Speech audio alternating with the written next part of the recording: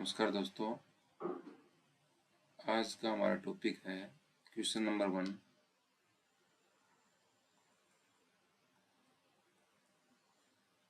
Definitions of companies. Company की जो परिभाषा, कंपनी की परिभाषा मतलब है कि कंपनी एक्ट 2013 के अकॉर्डिंग कि जो कंपनी या तो इस अधिनियम मतलब 2013 के अधिनियम के अकॉर्डिंग बनी है या इससे पहले के किसी अधिनियम के अकॉर्डिंग बनी है। इससे पहले के जो अधिनियम थे वो कंपनी अधिनियम 1956, उससे पहले था कंपनी अधिनियम 1913। तो जो कंपनी या तो इस अधिनियम के अकॉर्डिंग बनी हो या इससे पहले के किसी अधिनियम के अकॉर्डिंग बनी हो,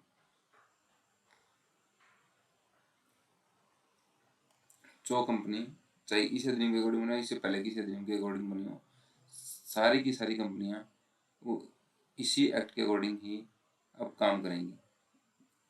और इसकी परिभाषा में क्या है कि कंपनी इस अधिनियम के अधीन या किसी पूर्व कंपनी के अधीन, पूर्व का मतलब है कि 1956 या 1913, इस दोनों के अकॉर्डिंग किसी के अकॉर्डिंग बनी या तो इसके अधीन या इससे पहले किसी अकॉर्डिंग। कंपनी की पूर्ण परिभाषा नहीं है क्योंकि इस कंपनी के वास्तविक स्वरूप का बोध नहीं होता है। जस्टिस लिंडे ने एक परिभाषा दी थी कि कंपनी ऐसे व्यक्ति का संघ है, संघ मतलब ग्रुप, एसोसिएशन, कि कंपनी है वो अकेला व्यक्ति नहीं है, एक ग्रुप ऑफ पर्सन है,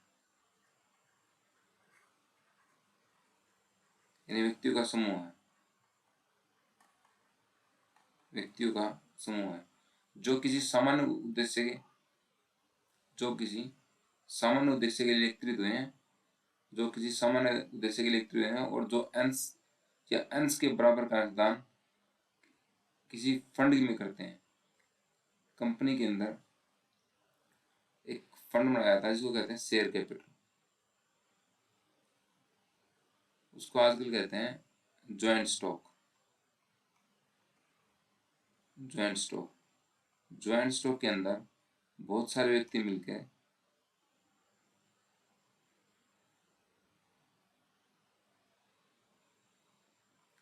ये सभी व्यक्ति मिलकर अपने अपने शेयर खरीदते हैं, शेयर का इन्वेस्टमेंट करते हैं। सारे के सारे इसने मान लो 100 शेयर खरीदे, इसने 200 शेयर, इसने 300 शेयर, इसने 400 शेयर, इसने 500 शेयर, इस तरह सारे के सारे के मान लेते हैं हमारे पास हो गए 50,000 शेयर। तो 50,000 को हम कहेंगे ज्वाइंट स्टॉक। और ये जो कॉमन है, इन सभी के सभी मिलकर एक कॉमन कंट्रीब्यूशन करते हैं जो या धन होता है या धन के बराबर होता है। इसी को कहा है कि सारे के सारे अंशदान करते हैं। ये सारे ए व्यक्ति, बी व्यक्ति, सी व्यक्ति, डी व्यक्ति, ई व्यक्ति सारे के सारे मिलके क्या करते हैं, कंट्रीब्यूशन करते हैं। कंट्रीब्यूशन के ऊपर कंपनी के लिए एक शेयर कैपिटल यानी पूंजी इकट्ठी हो जाती है। एम शाह के अनुसार कंपनी से समान उद्देश्य का मतलब है सभी का उद्देश्य एक ही होगा के लिए निर्मित अनेक व्यक्तियों का एक संघ है। संघ मतलब ग्रुप है। कंपनी एक ऐसा कृत्रिम व्यक्ति, कृत्रिम मतलब है कि कंपनी एक ऐसा व्यक्ति है जिसका अपना कानूनी अस्तित्व होता है, जिसका वास्तविक कारोबार किसी संजीव व्यक्ति द्वारा कुछ सजीव व्यक्तियों के लिए लाभ या हित के लिए किया जाता है।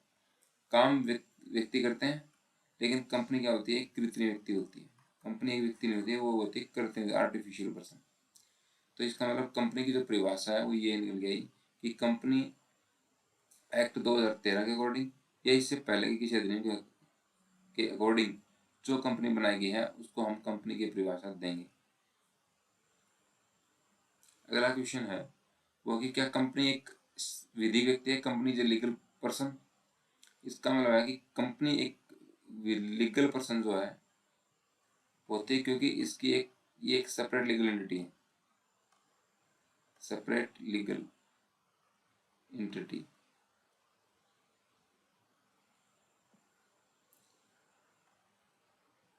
पृथक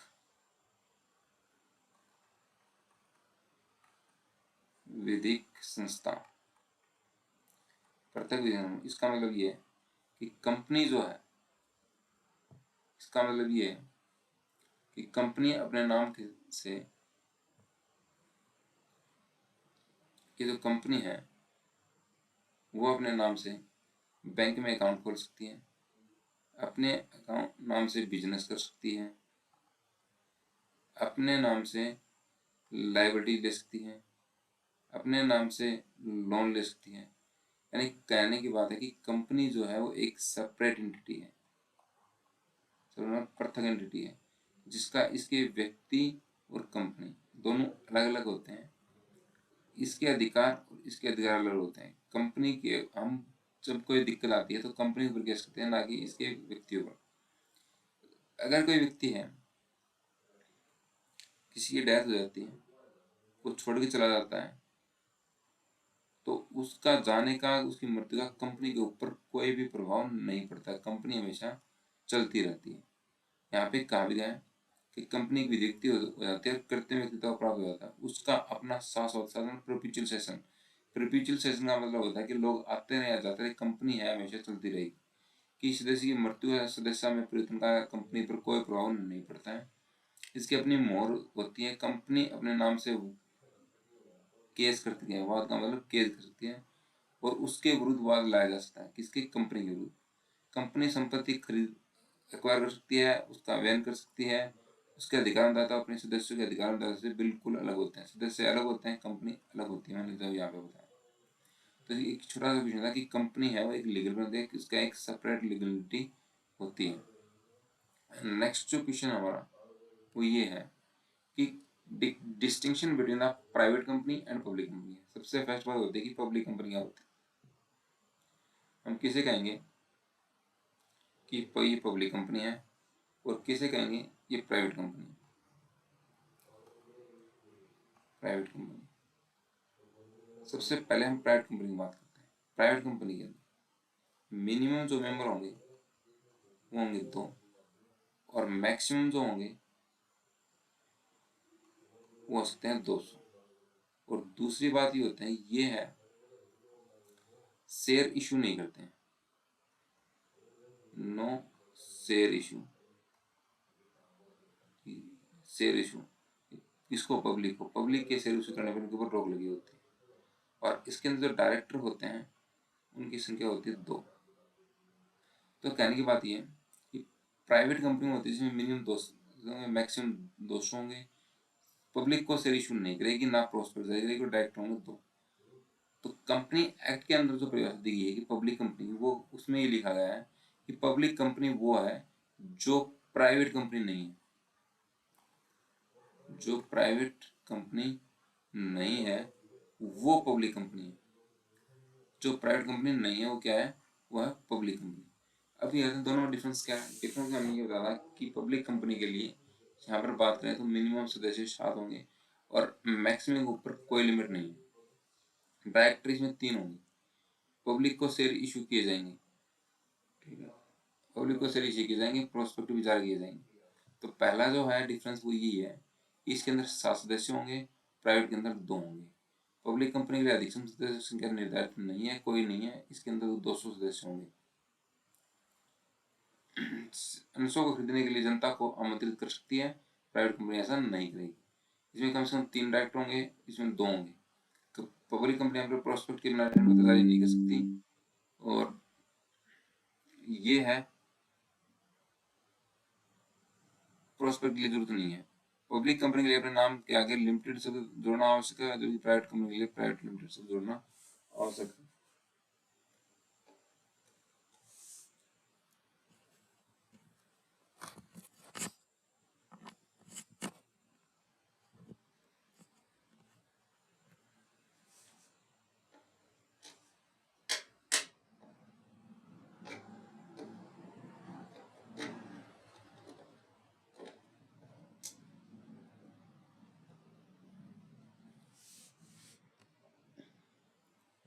अगला जो क्वेश्चन है वो कहता है कि उन परिस्थितियों को बताइए जिनमें एक प्राइवेट कंपनी स्वतः पब्लिक कंपनी में बन जाती है। प्राइवेट कंपनी पब्लिक कंपनी को बन जाती है। सबसे पहली बात ये है कि प्राइवेट कंपनी के लिए मिनिमम 2 सदस्य और मैक्सिमम 200। अगर इसकी संख्या 3 हो जाए और इसकी संख्या 201 हो जाए तो वो ऑटोमेटिक ही पब्लिक कंपनी बन जाएगी। इसके डायरेक्टर की 2 संख्या होती है, अगर वो 3 हो जाए तो भी वो पब्लिक कंपनी बन जाएगी। अगर ये जनता को शेयर इशू करना स्टार्ट कर दे तो भी क्या बन जाएगी? पब्लिक कंपनी बन जाएगी। तो कहने की बात जो इसकी कंडीशन है, वो कोई भी कंडीशन जो है अगर वो टूट जाएगी, ब्रेक हो जाएगी, तो वो पब्लिक कंपनी में कन्वर्ट हो जाएगी। ये एक छोटा सा क्वेश्चन था इसका। अगला जो क्वेश्चन है वो एक है कि कंपनी एक्ट 2013 के अंतर्गत कंपनी कितने प्रकार की बताई गई। यहाँ पे कहता है, एक होता है इन एन एन incorporate company, any with company, corporate company, any limited company, limited company, public company और प्राइवेट कंपनी। ये सारे के सारे डेफिनेशंस हैं। एन इनकॉर्पोरेट कंपनी है जिसका रजिस्ट्रेशन नहीं हुआ है, जिसका रजिस्ट्रेशन जो है वो कंपनी एक्ट के अकॉर्डिंग नहीं हुआ है। इनकॉर्पोरेट जिसका हमने किया गया है, इनकॉर्पोरेशन हुआ है। अनलिमिटेड जिसकी लाइबिलिटीज जो है क्या होती है, अनलिमिटेड होती है। लिमिटेड जिसकी लाइबिलिटीज क्या होती है, लिमिटेड होती है। पब्लिक कंपनी वो होती है जो जनता को शेयर इश्यू करती है। प्राइवेट कंपनी है जो जनता को शेयर इश्यू नहीं कर सकती। निगमित कंपनी, कॉर्पोरेट कंपनी को फिर 3 भागों में बांटा गया है। राज चार्टर कंपनियां, लिमिटेड बाय शेयर्स और लिमिटेड बाय गारंटीज।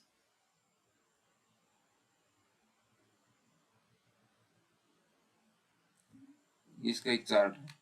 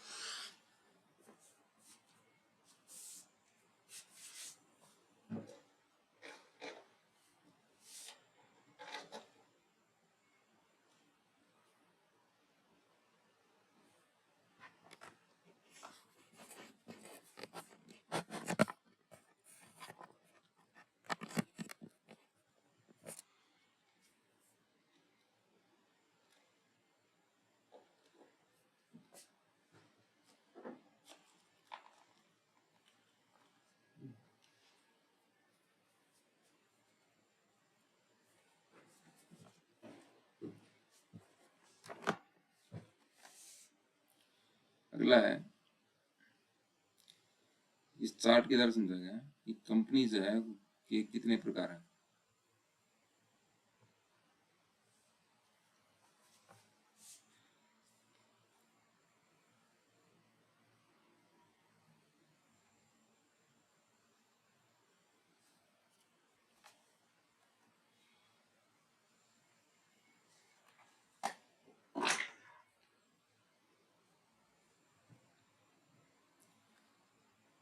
सबसे पहला है एन इनकॉर्पोरेटेड कंपनी, वो कंपनी जिसका रजिस्ट्रेशन जो है कंपनी एक्ट 2013 के अकॉर्डिंग नहीं हुआ।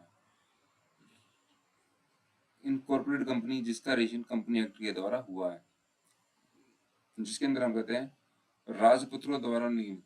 पहले जो कंपनी एक्ट आया था 1956 में जब आया था हमारा था, उस कंपनी एक्ट 1913 के अकॉर्डिंग जो राजा और रानी का चार्टर होता था, उसका आज्ञा पत्र होता था, उसके अकॉर्डिंग जो कंपनी बनाई जाती है उसको कहते हैं राजपत्र द्वारा निगमित कंपनी।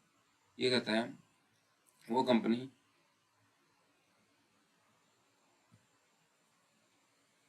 जो हमारे देश के पार्लियामेंट, संसद के द्वारा जो लॉ बनाए गए हैं उस लॉ के द्वारा बनाई गई है। स्टेचुरी कंपनी जो कह सकते हैं। कंपनी अधिनियम के अंदर निगमित कंपनी और सीमित कंपनियां होती हैं जिसकी लायबिलिटी जो होती है सीमित होती है। अनसीमित कंपनी जिसके शेयर हैं, शेयर्स की लायबिलिटी क्या होती है, लिमिटेड होती है। और गारंटी सीमित कंपनी जिसकी गारंटी जो है, जो गारंटी ली गई है वो गारंटी क्या होती है, लिमिटेड होती है। अगला है पब्लिक कंपनी और प्राइवेट कंपनी। पब्लिक का हमने लास्ट क्वेश्चन बताया था कि इसमें मिनिमम 7 और मैक्सिमम पर कोई लिमिट नहीं। डायरेक्टर हमारे 3 होंगे तो पब्लिक को शेयर जो है वो इशू किए जाएंगे। इसके अंदर हमारे minimum 2 member, maximum 200 member. Public को कोई इशू नहीं किया जाएगा। डायरेक्टर हमारे 2 होंगे, उसको प्राइवेट कंपनी कहा जाता है। नेक्स्ट हमारा कि define public company. Public company जो हमने अभी बताया था, पब्लिक कंपनी का मतलब होता है कि जिसके मिनिमम सदस्य 7 हों, मैक्सिमम पर कोई लिमिट हो, डायरेक्टर की संख्या 2 हो और पब्लिक को शेयर इशू करती हो। और पब्लिक को शेयर इशू करती हो और कंपनी के नाम के आगे लास्ट में लिमिटेड वर्ड लगता हो। ये सारे के सारे जो फीचर्स जो विशेषताएं जिस कंपनी पाए वो हमारी क्या होगी, पब्लिक कंपनी।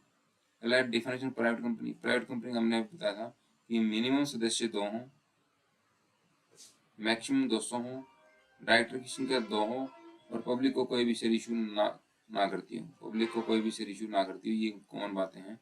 नंबर 1, न्यूनतम सदस्य 2,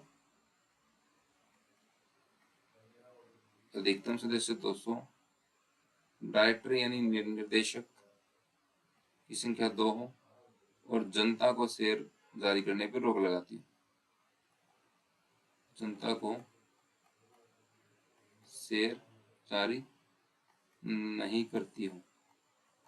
ये कंडीशन जहाँ होंगी वो सारे किसमें होंगी, वो होंगी हमारी एक प्राइवेट कंपनी में, वो होंगी हमारी एक प्राइवेट कंपनी में। और ये जो होंगी कि मिनिमम सदस्य होंगे कि न्यूनतम कितने होंगे, 7, न्यूनतम 7। डायरेक्टर, पब्लिक को शेयर इशू नहीं करेगी। डायरेक्टर होंगे कितने, 2, नाम के आगे लिमिटेड वर्ड लगेगा। ये जिसमें होंगे उसको हम कहेंगे क्या, ये वो है पब्लिक कंपनी।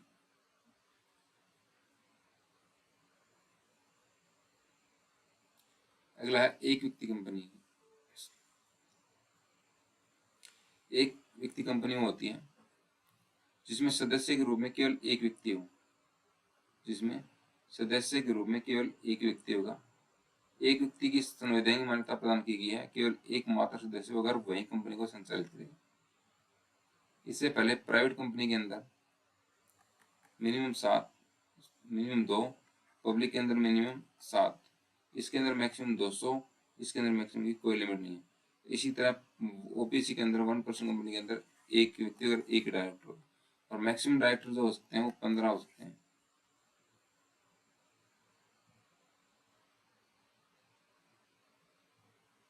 अगला है डिफाइन एक गवर्नमेंट कंपनी। गवर्नमेंट कंपनी किसे कहते हैं, सरकारी company.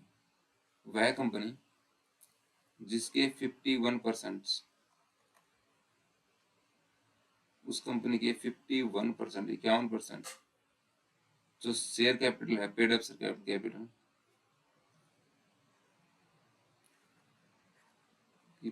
Paid up share capital जो है वो किसके पास हो, गवर्नमेंट। और गवर्नमेंट का मतलब वो चाहे स्टेट गवर्नमेंट के पास हो, चाहे सेंट्रल गवर्नमेंट के पास हो, या किसी गवर्नमेंट अदर जो गवर्नमेंट बॉडी है उसके पास हो। इन सभी के मिलाकर भी अगर 51% हो तो हम कहेंगे वो गवर्नमेंट कंपनी है। तो गवर्नमेंट कंपनी का मतलब है कि 51% या तो केंद्र सरकार के पास हो, राज्य सरकार के पास हो, या एकाधिक पूरी राज्य सरकार के पास हो, अथवा पार्टली केंद्र सरकार और पार्टली राज्य सरकार के पास हो सकता है कि 51% जो शेयर हमारे वो सेंट्रल गवर्नमेंट के पास हो सकता है 51% स्टेट गवर्नमेंट के पास हो सकता है 30% स्टेट के पास हो, 21% सेंटर के पास हो सकता है कि 21% हमारे सेंट्रल गवर्नमेंट के पास हो और 30% किसके पास हो, स्टेट गवर्नमेंट के पास हो। यानी कहीं भी हो सकते हैं, वो स्टेट और सेंटर मिला के हो सकते हैं, अकेली स्टेट के पास हो सकते हैं, अकेली सेंटर के पास हो सकते हैं, लेकिन होने चाहिए गवर्नमेंट के पास ही, तभी इसको कहेंगे कि वो गवर्नमेंट कंपनी है।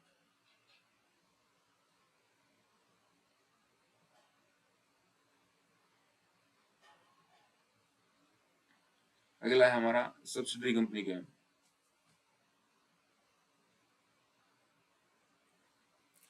यहाँ पर 2 कंपनी होती हैं, एक कंपनी ए और एक कंपनी बी। अगर ए कंपनी के पास बी कंपनी के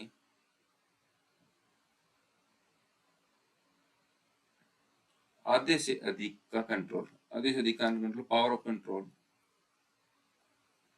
कंट्रोल है कि अगर 50% या 51% जो है शेयर जो है वो किसके पास हो, ए के पास हो, तो बी को ए कंपनी की सब्सिडी यानी सहायक कंपनी या समनुषंगी कंपनी कहा जाएगा। अगर ए कंपनी के पास बी कंपनी के 51% पावर ऑफ कंट्रोल होगा तो ए कंपनी को इसकी नियंत्रक कंपनी यानी होल्डिंग कंपनी, इसको होल्डिंग कंपनी और इसको सब्सिडरी कंपनी कहा जाएगा। अगला क्वेश्चन ये आएगा what is a holding company? Holding company मैंने अभी बताया कि एक कंपनी ए और एक कंपनी बी। तो अगर ए ने होल्ड कर रखा है, होल्ड का मतलब है कि बी के 51% आधे से अधिक 51% शेयर है वो किसके पास है? ए के पास है। तो ए है वो इसकी होल्डिंग कंपनी, क्योंकि इस शेयर को होल्ड कर रही है होल्डिंग कंपनी, और ये इसकी सब्सिडरी कंपनी कहलाएगी। अगला क्वेश्चन है प्रोड्यूसर कंपनी क्या होगी? एक छोटा क्वेश्चन होता है यहाँ पे, लिस्टेड कंपनी। लिस्टेड कंपनियां वो होती हैं, लिस्टेड कंपनियां वो कहते हैं जो security exchange board of India SEBI, SEBI, SEBI के पास अगर जो लिस्टेड है, यानी स्टॉक एक्सचेंज पे जो कंपनी है लिस्टेड है, वो कौन सी कंपनी कहलाती है? Listed company. अगला है व्हाट इज प्रोड्यूसर कंपनी?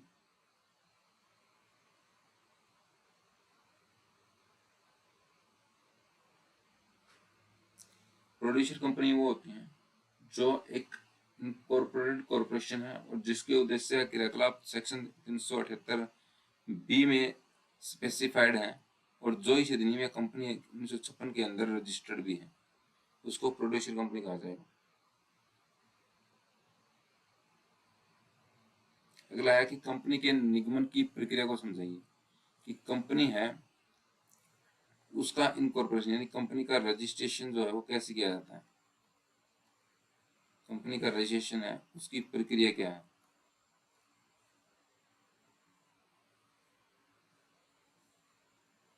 यहाँ पे एक बात है कि कंपनी कौन सी है, पब्लिक कंपनी है या प्राइवेट कंपनी है। तो इसके लिए 7 व्यक्ति चाहिए और इसके लिए मिनिमम 2 व्यक्ति चाहिए। सबसे पहली कंडीशन तो ये है। उसके बाद एक डॉक्यूमेंट तैयार होता है, एमओए होना चाहिए। फिर होता है उसका एओए। ये दोनों के दोनों हमने कंपनी रजिस्ट्रार के पास जमा कराने होते हैं। इनमें ये संख्या शेयर वगैरह जो है उसका उल्लेख होता है। उसके बाद अगर कंपनी रजिस्ट्रार से सहमत होता है तो उसको इनकॉर्पोरेशन सर्टिफिकेट देता है, निगमन का प्रमाण पत्र, निगमन का प्रमाण पत्र देता है, सर्टिफिकेट ऑफ इनकॉर्पोरेशन को देता है। सबसे पहले उसके मिनिमम सदस्य होने चाहिए, उसके बाद एमओए और ए तैयार होना चाहिए। तैयार होने के बाद उसको अगर फीस जमा हो जाती है तो उसको क्या देता है? एक सर्टिफिकेट दे देता है। इस तरह कंपनी है वो क्या होती है? बढ़ जाती है।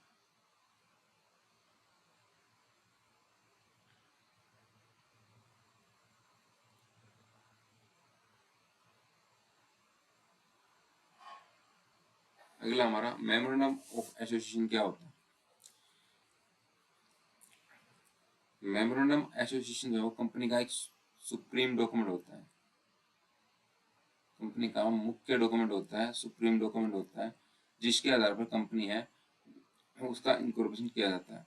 एक इम्पोर्टेंट डॉक्यूमेंट होता है और इसके 6 क्लॉज होते हैं जो दे रखे हैं। सबसे पहले में सदस्यों के नाम, पते, उनका बिजनेस व्यवसाय, उनके द्वारा अंशों की संख्या, उसका रजिस्टर्ड कार्यालय, सदस्य द्वारा हस्ताक्षर, उनका आदर्श प्रारूप, यानी 6 क्लोज होते हैं। सबसे पहले उसका नेम क्लोज, दूसरा उसका ऑब्जेक्ट क्लोज, तीसरा उसका subscription close and capital close, चौथा उसका लाइबिलिटीज क्लोज और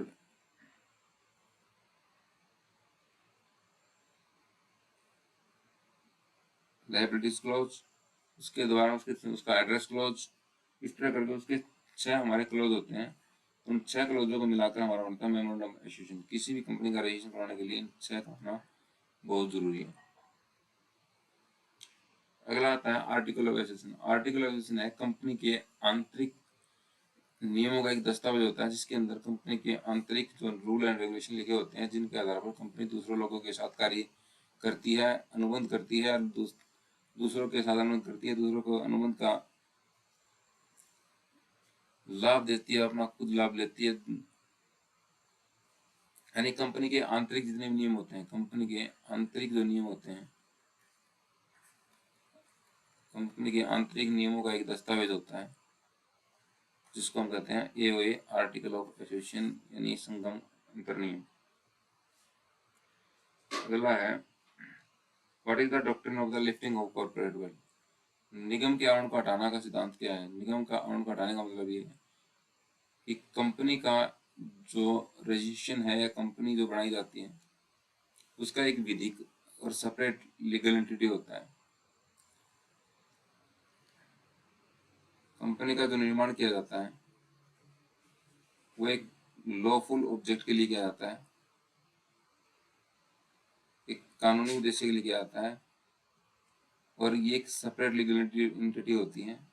इसका अपने सदस्यों से अलग अस्तित्व होता है। लेकिन यदि कंपनी है वो बना ली जाती है किसी फ्रॉड को करने के लिए, किसी कपट को करने के लिए, या टैक्स इविजन के लिए, टैक्स की चोरी के लिए, या ऐसे काम के लिए जो सामाजिकता के विरुद्ध हो, तो उस कंपनी के जो कॉरपोरेट वेल है, कॉरपोरेट वेल का मतलब है कि कंपनी अलग है और उसके मेंबर हैं वो अलग होते हैं।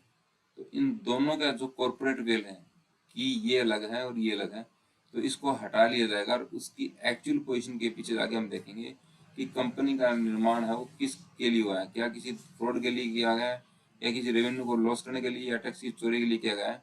तो इस आवरण को हटाने के लिए कि कंपनी अलग है, कंपनी के सदस्य अलग हैं, और सदस्य अगर कंपनी का निर्माण करते हैं और किसके लिए, वो समाज को या सरकार को धोखा देने के लिए करते हैं, तो उसके आवरण को हटा लिया जाता है। इस बीच का जो आवरण है सेपरेट का, इसको हटा दिया जाता है और इसके पीछे की जो कहानी उसको जाकर देखा जाता है कि वो कंपनी है किसके लिए निर्माण की गई थी।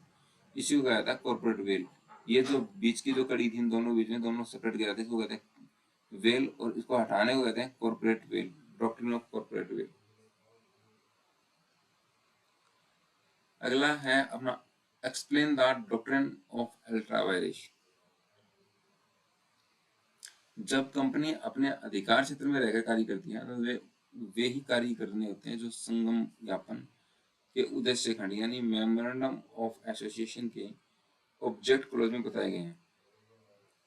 अगर एमओए के ऑब्जेक्ट क्लोज में तो बताए गए हैं वही कार्य कंपनी करती है, वही कंपनी कार्य करती है तो सही है। और अगर इस क्लोज से बाहर जाकर कोई कंपनी कार्य करती है तो उसकी वास्तविक स्थिति का ज्ञान हम करते हैं, और इसी को कहते हैं डॉक्ट्रिन ऑफ अल्ट्रा वायरेस, यानी अपने अधिकार क्षेत्र से बाहर जाकर कार्य करने को हम क्या कहते हैं, डॉक्ट्रिन ऑफ अल्ट्रा वायरेस। और ऐसे कार्य के लिए कंपनी है वो लायबिलिटी नहीं है। कंपनी को उद्देश्य के संदर्भ में अधिकारता कार्य दो बड़े होते हैं। आर्टिकुलेशन में दी गई अधिकार शक्ति का उल्लंघन किया जाना, एओए में दिया गया अधिकार का उल्लंघन किया जाना, और एमओए के अंदर दिए गए उद्देश्य खंड में बताए गए उद्देश्य से परे या भिन्न कार्य करना। अगर इन दोनों के विरुद्ध कोई कार्य किया जाता है, इन दोनों के अगेंस्ट में जाके कोई भी कार्य किया जाता है, इसके एक एओ के और एमओए के ऑब्जेक्ट क्लॉज, उद्देश्य क्लॉज, ऑब्जेक्ट क्लॉज के विरुद्ध में जाके जो कोई कार्य किया जाता है तो उसको कहते हैं डॉक्ट्रिन ऑफ अल्ट्रा वायरेस।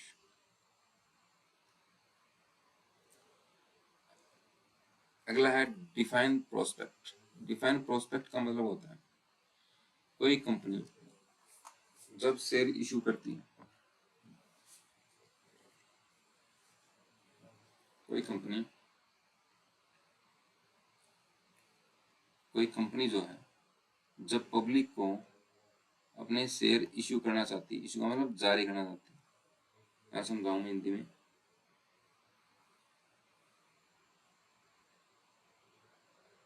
कोई भी कंपनी यदि जनता को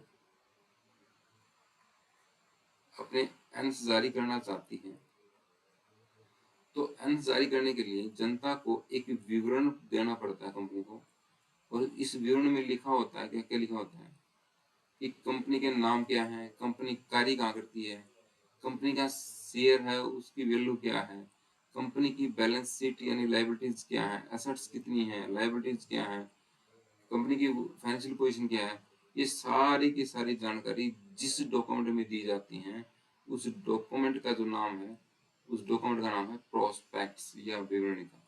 यानी कंपनी के बारे में जो विवरण की जरूरत पड़ती है, कंपनी के विवरण, कंपनी का विवरण का मतलब होता है कि कंपनी की प्रत्येक स्थिति के बारे में जानकारी देने के लिए हम जिस डॉक्यूमेंट का प्रयोग करते हैं उसका नाम होता है विवरणिका या प्रोस्पेक्ट भी लिखा मिल सकता है आपको कहीं से, प्रोस्पेक्ट्स भी इसका नाम मिल सकता है। ठीक है, तो कहने के लिए कंपनी जब जनता को शेयर इशू करती है तो उस शेयर इशू से संबंधित कंपनी की जितनी भी जानकारियां होती हैं वो जिस विवरण के अंदर छपी होती हैं, जिसको पढ़कर जनता किसी कंपनी के शेयर में पैसा लगाती है, तो उस विवरण को, उस डॉक्यूमेंट को हम कहते हैं प्रोस्पेक्ट्स। ठीक है जी।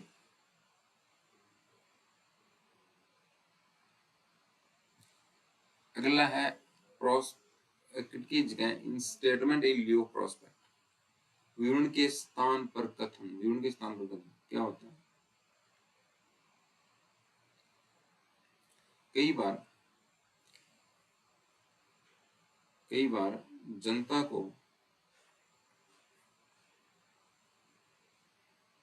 को शेयर जारी करने के बजाय कंपनी के जो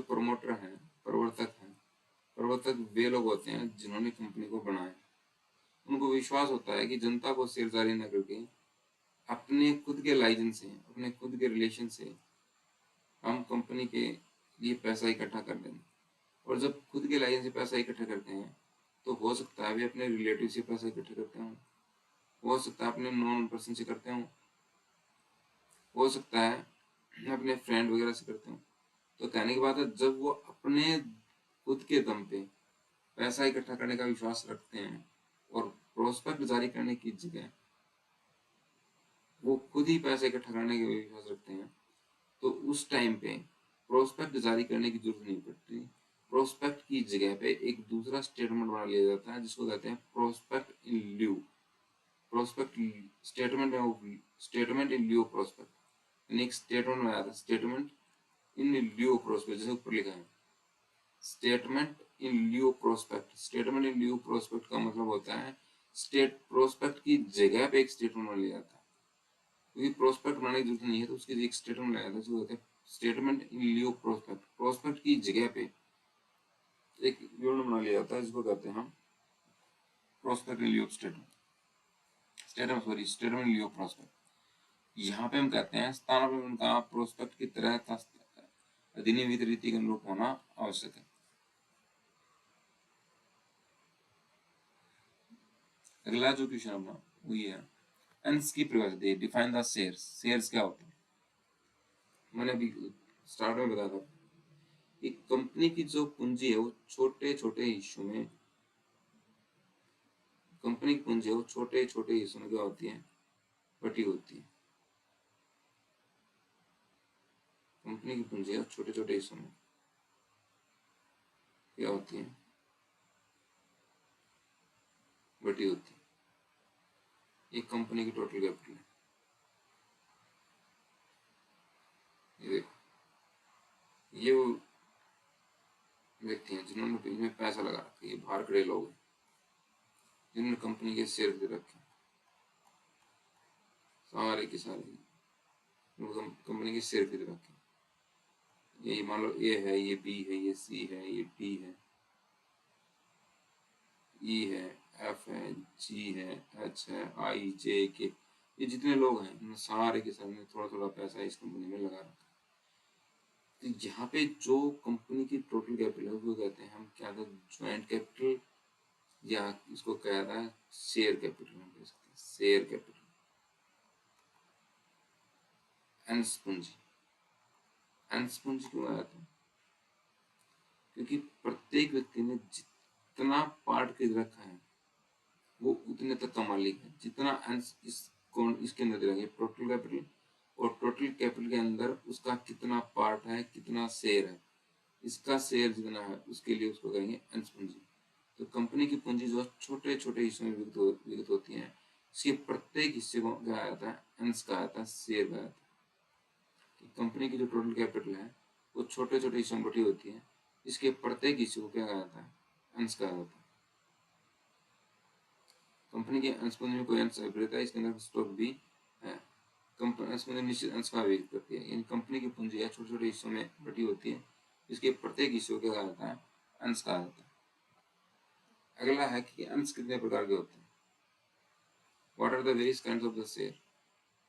यहाँ पे मेन दो होते हैं हमारे पास।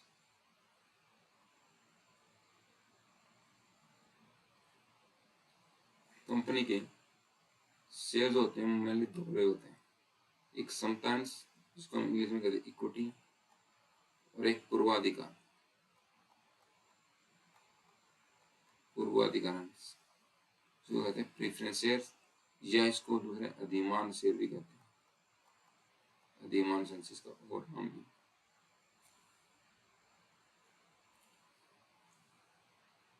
समतांश और पूर्वाधिकांश। पूर्वाधिकांश किनको कहा जाता है। पूर्वाधिकांश वे होते हैं जिसको निम्नलिखित दो अधिकार प्राप्त होते हैं।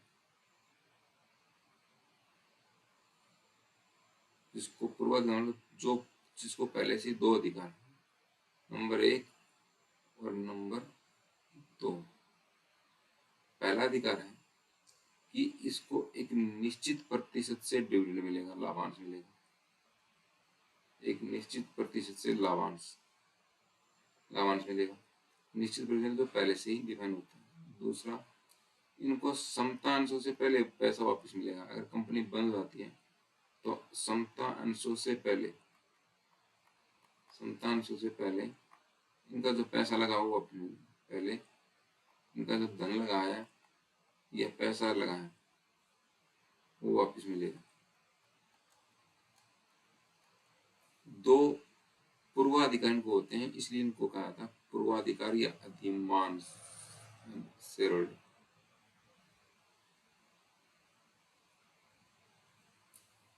तो ये दो अधिकार होते हैं, इसलिए इनको क्या कहा जाता है, पूर्वाधिकार शेयर या अधिमान शेयर। और समतांश जो होते हैं वो होते हैं जिनको ये दो अधिकार नहीं होते।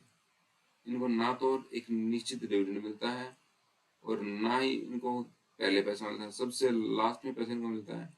और इनको जो लाभांश मिलता है वो भी सबसे लास्ट में जो बच जाता है, सबको देने के बाद जो बचता है उसी में से मिलता है।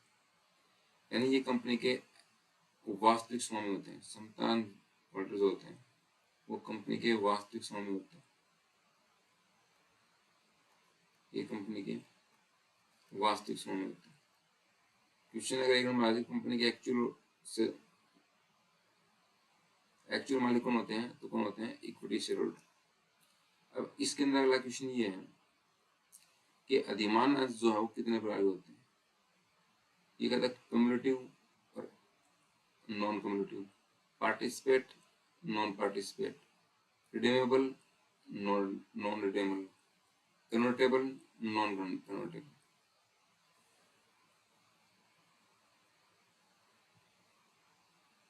अगला है अंश प्रमाण पत्र किसे कहते हैं। क्वेश्चन ये था इसके अंदर लास्ट में कि प्रेफरेंस शेयर होल्डर है वो कम्युलेटिव और अनकम्युलेटिव कितने। कम्युलेटिव का मतलब होता है कि इनके ऊपर लाभांश की दर लिखी होती है, जैसे 10% प्रेफरेंस शेयर, तो इसका मतलब ये होता है इसको 10% लाभांश मिलेगा। और जब तक ये लाभांश है वो नहीं मिलता है तो ये इकट्ठा होता रहता है। अगर 2 साल का नहीं मिला तो 20% इकट्ठा होगा, तो इस इकट्ठे हो जाते हैं क्यूमुलेटिव संचय। जब मिलेगा तो इसको 20% इकट्ठा मिलेगा। और नॉन क्यूमुलेटिव का मतलब होता है कि अगर नहीं मिल पाया तो कुछ भी नहीं मिलेगा, वो समझ आता है जो बच गया वही मिलेगा। पार्टिसिपेट का मतलब होता है कि सबसे पहले प्रेफरेंस शेयर होल्डर को पैसा दे दिया, फिर किसको दे दिया, इक्विटी वाला को दे दिया, और इक्विटी वाला को देने के बाद भी अगर कुछ शेष बचता है तो इन्हें उसमें पार्ट मिलेगा। और एबा के मतलब इनको पार्ट नहीं मिलेगा। रिडीमेबल का मतलब होता है ये जो है कंपनी के जीवन काल में इनका भुगतान किया जाता है, इनका भुगतान नहीं किया जाता। ये वो होते हैं जिनको हमें समता में अगर चाहे तो परिवर्तन कर सकते हैं, और अप्रतिवर्तन को हम परिवर्तन नहीं कर सकते। अगला है शेयर सर्टिफिकेट। क्या होता है शेयर सर्टिफिकेट का मतलब होता है जो शेयर्स किसी व्यक्ति ने खरीदे हैं उसके लिए कंपनी द्वारा एक सर्टिफिकेट जारी किया जाता है कि ये व्यक्ति इतने रुपए का हमारे कंपनी का मालिक है, उसको कहा जाता है सर्टिफिकेट। जिस व्यक्ति का नाम उसमें अंकित होता है कंपनी के निर्धारित संख्या अंशों का रजिस्ट्रेटेड क्या होता है, ओनर होता है। और यह कि उन अंशों को पूर्णतः भुगतान किया जा चुका है। यदि अंश एकाधिक श्रेणी के हैं तो अंश का मतलब श्रेणी का उल्लेख रहता है। अगला शेयर वारंट।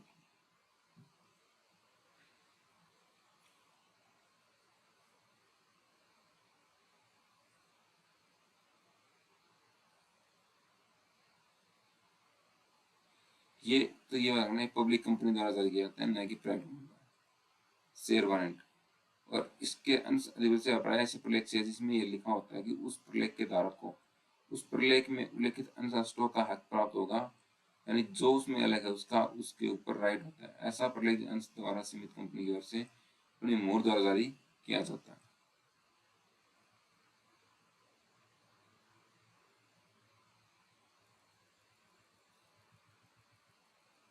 अगला जो है वो है कि what is transmission of share. Transmission of share का मतलब होते हैं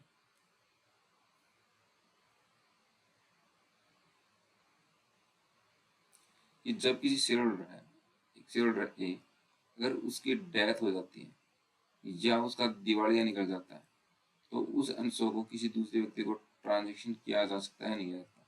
तो कह रहे हैं हाँ किया जा सकता है, किसको, ऑफिशियल असाइनी को, उसके उत्तराधिकार को ऑफिशियल असाइनी को ट्रांसफर किया जा सकता है। अंशों का प्राचीन उस समय हो जाता है जब किसी पंजीकृत हिस्सेदारी की मृत्यु हो जाती है अथवा दिवालिया हो जाता है। अगर what do understand by surrender of share, surrender का मतलब है शेयर को त्यागना।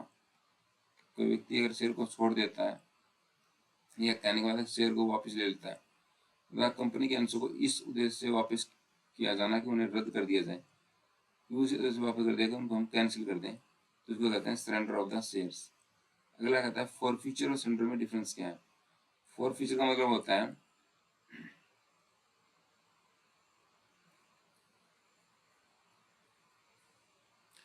कि ये जो सरेंडर है वो शेयर होल्डर अंशधारी है वो खुद करता है, और फॉर फ्यूचर किसके द्वारा किया जाता है, वो कंपनी करके जाता है। और जो सरेंडर होता है वो अंशधारी की सहमति से होता है, जब्ती अंशधारी की सहमति से आवश्यकता नहीं होती। अब क्वेश्चन कहता है कि फॉर फ्यूचर में जब्ती क्या होती है। फॉर फ्यूचर का मतलब जब्त करना। एक व्यक्ति था जिसको कंपनी ने 100 से अलॉट किए थे और उसे कहा था कि 2 रुपये आप एप्लीकेशन पे दे देना, 3 रुपये अलॉटमेंट पे दे देना, 3 रुपये फर्स्ट कॉल पे दे देना और 2 रुपये फाइनल कॉल पे दे देना। अब उसने क्या किया, इसके ऊपर 2, 3 और 6 8 रुपये दे दिए, यानी 100 मल्टीप्लाई 8 यानी 800 रुपये दे दिए। और जब फाइनल कॉल मांगी 200 रुपये की, तो 200 रुपये फाइनल कॉल मांगे तो उसने पैसे देने से मना कर दिया। तो उसको पैसे देने से क्या कर दिया, मना कर दिया। तो इस पोजीशन में हम क्या करेंगे कि उसके जो 800 रुपये हमारे पास आए हैं हम उसको भी जब्त कर लेंगे, वो भी वापस नहीं देंगे। इसको कहते हैं शेयर का फॉरफीचर करना। यानी 800 रुपये को जब्त करने को हम कहा जाता है फॉरफीचर करना या जब्त कर लेना। अगला है what is ordinary share and preference. मैं अभी बताया था कि इक्विटी शेयर, ऑर्डिनरी का मतलब होता है इक्विटी शेयर, और प्रीफरेंस का होता है, प्रीफरेंस को हमने बताया कि 2 अधिकार होते हैं, एक निश्चित परसेंट से लाभांश मिलेगा और इक्विटी शेयर डालने से पहले इनको पैसा वापस मिलेगा। और ये होते हैं तो कंपनी के एक्चुअल स्वामी, वास्तविक ओनर। इनको ना निश्चित परसेंट से लाभांश मिलेगा और ना पहले पैसा मिलेगा, सबसे लास्ट में इनको पैसा वापस मिलता है। अगला है डिबेंचर क्या होते हैं। ऋण पत्र कंपनी द्वारा लिए गए ऋण का एक पत्र होता है।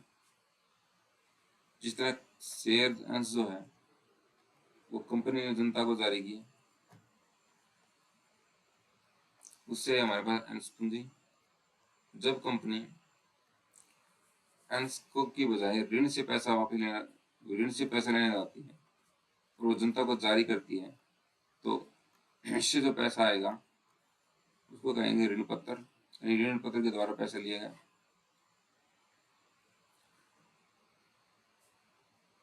अगला है discuss the usual features of the debentures and describe the remedies of debenture holder. ऋण पत्र के सामान्य लक्षणों की विवेचना कीजिए तथा ऋण पत्र का उपचार का वर्णन कीजिए। ऋण पत्र के लक्ष्य क्या है। ऋण पत्र एक प्रमाण पत्र होता है जिस पर कंपनी की मोहर सील के अधीन जारी किया जाता है। अगर ऋण पत्र पर मोहर का होना आवश्यक है, लेकिन ब्रिटिश कंपनी बनाम कमीशन क्यूबिल के मामले में अवगत किया गया कि ऋण पत्र की विधि मान्यता के लिए मोहर का होना आवश्यक नहीं है। सबसे पहले एक कॉमन सील है, प्रमाण पत्र होता है जिसके ऊपर कंपनी की मोहर होना आवश्यक है। ऋण पत्र इस बात का प्रमाण है कि कंपनी धारक के प्रति एक सीमा तक ऋण का पालक है, कंपनी ने एक ऋण ले रखा है। ऋण पत्र में यह बताया था कि जब तक मूल राशि का भुगतान नहीं किया जाता ब्याज की राशि का संदाय किया जाता रहेगा, यानी इकट्ठी होती रहेगी। ऋण पत्र पर सामान्य बात को लिखा जाता है कि मूलधन का भुगतान कब किया जाएगा, टाइम लिखा होता है कि कब उसका मूल्य भुगतान किया जाएगा। ऋण पत्रों के लिए कंपनी प्राय अपनी संपत्ति पर स्थायी प्रमाण फिक्स और फ्लोटिंग चार्ज जमा करनी पड़ती है कि कंपनी की जो एसेट्स हैं उसके ऊपर भार होता है। ऋण पत्र निश्चित क्रम में निर्मित किए जाते हैं, लेकिन यदि ऋण एक ही व्यक्ति से लिया गया हो तो केवल एक ऋण पत्र निर्मित किया जा सकता है। ऋण पत्र धारक कंपनी का ऋणदाता होता है और शेयर होल्डर जो होता है वो कंपनी का क्या होता है, अंशधारी, और कंपनी का सदस्य होता है।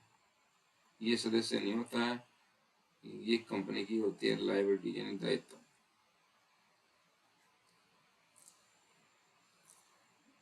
आज के लिए